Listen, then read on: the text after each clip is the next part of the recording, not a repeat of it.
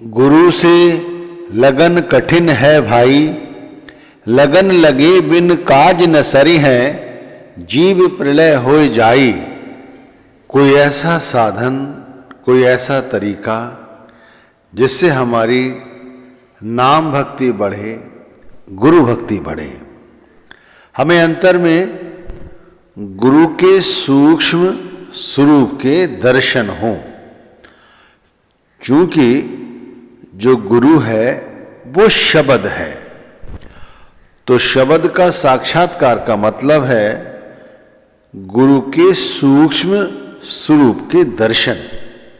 अब अंतर में गुरु का स्वरूप कैसे प्रकट हो? भाई अंतर में गुरु का सूक्ष्म स्वरूप प्रकट होने का मतलब है कि हमारे अंतर में शब्द प्रकट हो चुका है। हम अब उस शब्द का अनुभव कर रहे हैं, हम उस प्रकाश को देख रहे हैं, उस शब्द धुन को सुन रहे हैं, यानी हम गुरु का साक्षात्कार कर रहे हैं या परमात्मा का साक्षात्कार कर रहे हैं। क्योंकि कहा जाता है शब्द गुरु सुरत धुन चेला। जो गुरु है वो शब्द है, यानी वो परमात्मा है। और उसका साक्षात्कार करने का मतलब है कि हमने अपने अंतर में उस शब्द को प्रकट कर लिया है। देखो, नामदान देने के बाद हमारे अंतर में गुरु का स्थान बन जाता है। जिन जिन लोगों को गुरु नामदान देते हैं वो लोग गुरु के भाणे में आते चले जाते हैं। हम चाहकर भी गुरु से अलग नहीं हो सकते, क्योंकि अंतर में हमने शब्द को धारण कर लिया है। इसीलिए भाई हम चाहे कहीं भी चले जाएं, लेकिन गुरु जानता है कि ये मेरा शिष्य है। अब इसे ऐसे समझ सकते हैं कि जैसे हजरत ईसा ने भी कहा था कि मेरी भेड़ें मुझे जानती हैं, मैं अपनी भेड़ों को पहचानता हूं, सो वे मेरी सीटी की आवाज सुनती हैं और उसे सुनकर मेरे साथ चली आती हैं। अब आप इसे साधारण तौर पे समझ लीजिए कि हमें भी गुरु ने नाम दान दिया है और अंतर में हमने नाम धारण कर लिया है, हम नामधारी हो गए हैं। तो हमारी जो सूरत है आत्मा, वो गुरु को पहचानती है, चाहे हम नाम जपे चाहे ना जपें। लेकिन हमारी सूरत गुरु को पहचानती है। गुरु हमें होका दें तो तुरंत उस ओर देखती है कि हमें क्या कहा जा रहा है। वो अलग बात है कि हम उन भेड़ों जैसे नहीं हैं जैसे समझाया गया। हम अपने मन मुताबिक ही चलते हैं, लेकिन फिर भी कहीं ना कहीं गुरु का प्रताप देखो कि हम गुरु की ओर लखाते हैं। अब इसे ऐसे देख लीजिए जैसे भंडारा होता है ना, तो जो नामधारी हैं, सत्संगी लोग हैं, बढ़ चढ़कर हिस्सा लेते हैं। एक बार तो घर परिवार सब कुछ छोड़ आते हैं और यहां आकर शब्द के साथ जुड़ जाते हैं।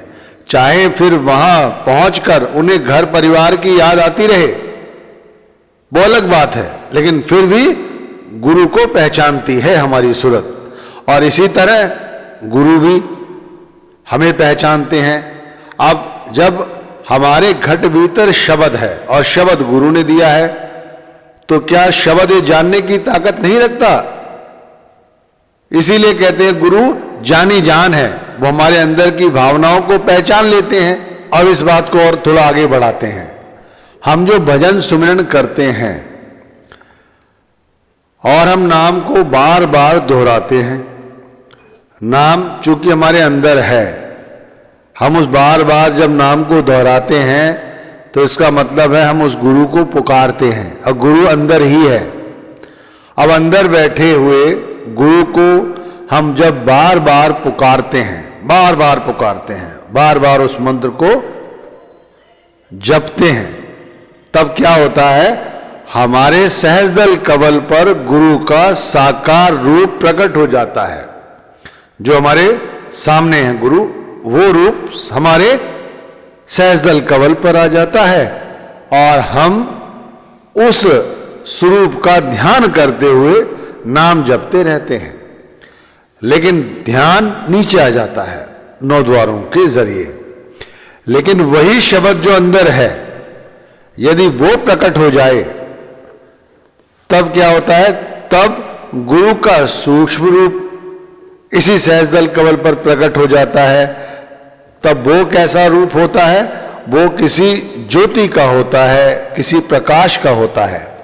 और जब हमारी रूह, हमारी सूरत उस शब्द यानी कि उस ज्योत और प्रकाश का ध्यान करते हुए नाम जपती है, तब आंखों के पीछे हमारा ख्याल नीचे की बजाय ऊपर की ओर चढ़ना शुरू कर देता है। अब ऐसी अवस्था में शिष्य को यानी हमें गुरु से प्रेम हो जाता है और हमें यह अनुभव होता है कि हमारी गुरु प्रतीक्षा कर रहे हैं। सहस्रदल कमल पर आंखों के पीछे गुरु ये इंतजार करता है कि कौन सा शिष्य यहां आता है, यहां आकर गुरु का साक्षात्कार करता है। ये हुआ गुरु से मिलना। कोई कहे कि भाई गुरु हमारा इंतजार कर रहे हैं, तो आप कहेंगे ये बेकार की बात है, कोई मतलब नहीं इस बात का, क्योंकि गुरु तो आम इंसान है। लेकिन भाई जो गुरु को आम इंसान समझ रहा है वो क्या जानेगा सुमिरन को, क्या जानेगा भजन को, चाहे नामदान मिला हुआ है तब भी। लेकिन गुरु जानता है कि वो उसका शिष्य है। इसीलिए जब वो सुमिरन करने बैठता है, जो सुमिरन नहीं करता है, वो जब सुमिरन करने बैठता है, या वे लोग जो पहले से ही सुमिरन कर रहे होते हैं और वो इस बात को धीरे धीरे समझने लगते हैं कि गुरु शब्द है, तब भाई हमारे इसी सहस्रदल कमल पर, पहले रूहानी मंडल पर गुरु हमारी प्रतीक्षा करता है कि यहां कौन शिष्य आकर हमारे दर्शन करता है। ये गुरु के सच्चे दर्शन हुए। और गुरु की तड़प देखो हमारे लिए कैसी है, वो यहां बैठे हुए हैं।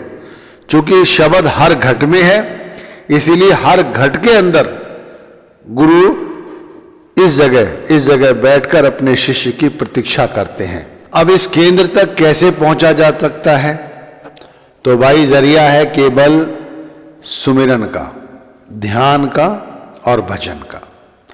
केवल ये जरिया है इस स्थान तक पहुंचने का।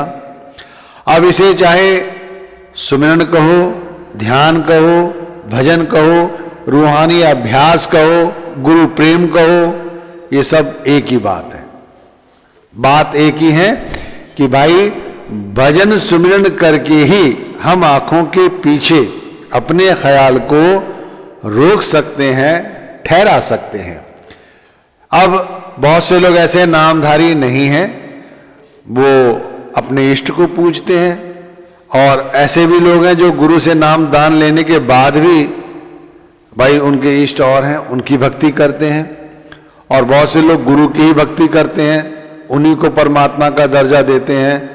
देखो, भ्रमों में फंसने की जरूरत नहीं है, सिर्फ समझने की बात है कि यदि जैसे समझाया गया कि ईशा जी ने कहा कि जब उनकी भेड़ें उनकी आवाज को सुनती हैं तो ठीक उनके पीछे पीछे चली आती हैं, वो जहां चाहे जैसे चाहे उनकी भेड़ें उसी ओर मुड़ती चली जाती हैं। तो ठीक हमें भी ये बात समझनी चाहिए कि गुरु समझा रहे हैं कि शब्द जो है वो ईश्वर है। ईश्वर वो स्वयं अपनी भक्ति करने के लिए कभी नहीं कहते। वो इसीलिए नहीं कहते क्योंकि शरीर केवल एक जरिया है, जरिया। असल तो वो शब्द है, शब्द, और वो शब्द उन्होंने हमें दे दिया। अब यदि हम उस शब्द के साथ जुड़ जाएं तब हमें यह अनुभूति होती है कि वाकई में ये वही ताकत है जो सृष्टि को पैदा करने की ताकत रखती है और चलाने की ताकत रखती है और जो चला रही है। फिर उसी शब्द की जब शक्ति महसूस होती है तो साधक इसी शब्द के साथ जुड़ता चला जाता है और उसी शब्द से उसे शब्द के सूक्ष्म रूप यानी गुरु के सूक्ष्म रूप की अनुभूति होती है, जो शब्द के प्रकाश और शब्द धुन के रूप में होती है। जैसे जैसे साधना बढ़ती जाती है, तब हम जब सुबह उठकर सुमिरन भजन करते हैं तो क्या देखते हैं? हम गुरु के स्वरूप का दर्शन करना चाहते हैं, जो हमारे सामने फोटो लगी हुई है या जो हमने गुरु को देखा है। लेकिन जो सच्चे गुरु के सेवक हैं, तो जैसे ईसा ने कहा कि जैसे वो चाहते हैं वैसे वैसे उनकी भेड़ें चली जाती हैं, तो ठीक वैसे ही इस जगह जब शब्द फूटता है, शब्द आकर यहाँ बैठ जाता है, गुरु यहाँ पर हमारा बैठे हुए इंतजार करते हैं और हम वहां पहुंच जाते हैं। हम वहां कैसे पहुंचे? शब्द हमारे घट भीतर था, हमने अंदर गुरु के स्वरूप को देखा, जो गुरु का स्वरूप बाहर था। वही स्वरूप जब किसी लौ में परिवर्तित हुआ, किसी धुन में परिवर्तित हुआ, तब हम सहजदल कवल पे आ गए और गुरु के स्वरूप के साथ यानी सूक्ष्म स्वरूप के साथ हमारा ध्यान एक हो गया। अब गुरु का स्वरूप यानी वो शब्द स्वरूप गुरु हमें जिस ओर चाहें उस ओर ले चले, हम उसी ओर चलेंगे।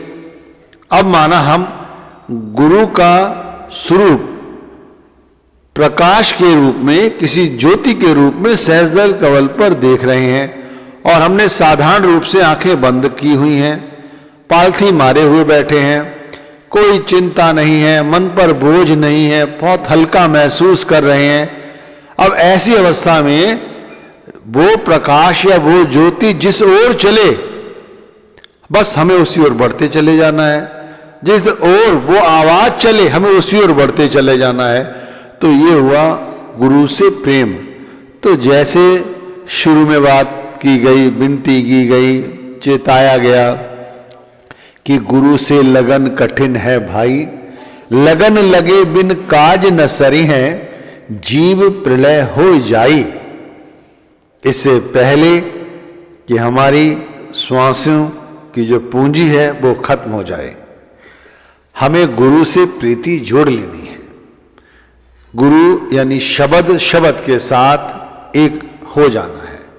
संसार की आसक्तियों से जितना जूझोगे वो उतनी और बढ़ती चली जाएंगी, लेकिन शब्द के साथ जितना अपने आप को जोड़ते चले जाओगे, शांति के सागर में उतरते रहोगे। वो शांति, वो आनंद अनुभव होगा जो कहते हैं बैकुंठ में बैठा हुआ ईश्वर भी उसका अनुभव नहीं कर सकता। बताओ इस मृत्यु लोक पर, जहां पर हर जगह बस त्राही त्राही मची हुई है, लोग माया के चक्कर में पागल हुए फिरे हैं, वहां वो गुरु भक्ति हमारे काम आती है। इसीलिए भाई गुरु हमारा इंतजार करते हैं सहजदल कवल पर। जो गुरु प्रेमी हैं वो अपने गुरु का यहाँ दर्शन करते हैं। घट भीतर शब्द समाया हुआ है, इसीलिए गुरु के दर्शन अंदर जाके ही करो। ईसा की तरह जैसे उनकी भेड़ें थीं, जैसे उनके आगे जाकर सेवक हुए, ऐसे ही हम गुरु के सेवक हो जाएं। जहाँ गुरु चाहते हैं हमें ले जाना, हम उधर चलें, तब हमारी भक्ति बनेगी, तब हमारा कुछ काम बनेगा।